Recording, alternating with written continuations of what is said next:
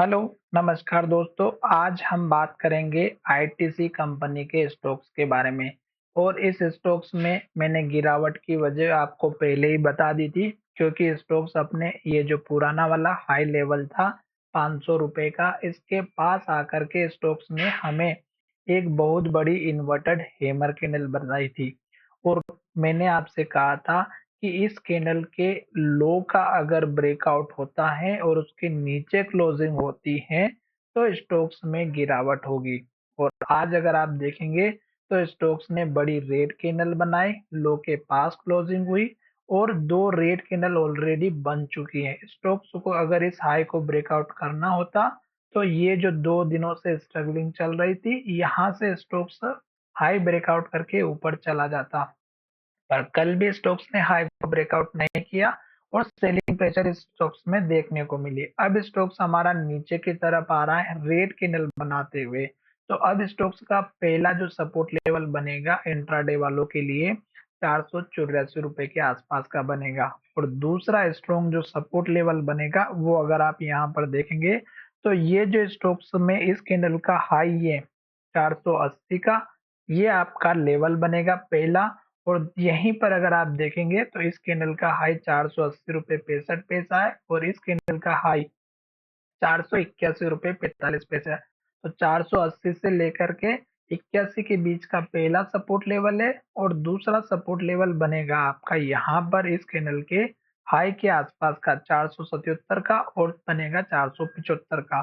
तो 477 का important level है क्योंकि पहले भी स्टॉक्स ने इस कैंडल का हाई बनाया यहाँ पे और इसी कैंडल में 2 दिनों से पहले हाई बना हुआ था 479 का भी। तो ये जो 2 लेवल है मैंने आपके साथ शेयर किए हैं।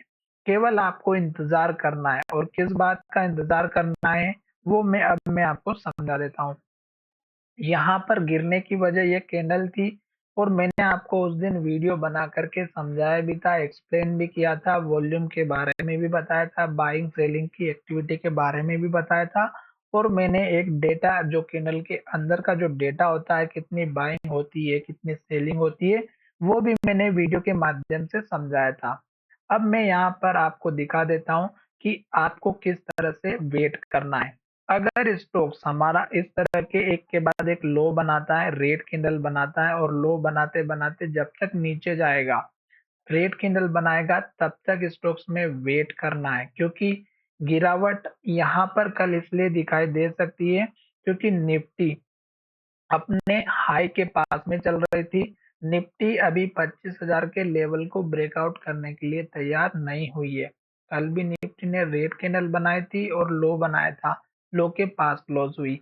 आज भी निफ्टी ने कल का जो लो था उसी के आसपास लो बनाया। आज भी निफ्टी ने लो के पास क्लोजिंग दी है, इन्वर्टेड हैमर बनाई है। अब 24,770 के आसपास का ये इसका लो है, ये टूटेगा तो गिरावट होगी और अब निफ्टी का सपोर्ट लेवल 24,600 के आसपास का दिखाई देगा, जिसमें 24,580 से लेकर के 595 का एक स्ट्रॉन्ग सपोर्ट लेवल आपको दिखाई दे सकता है।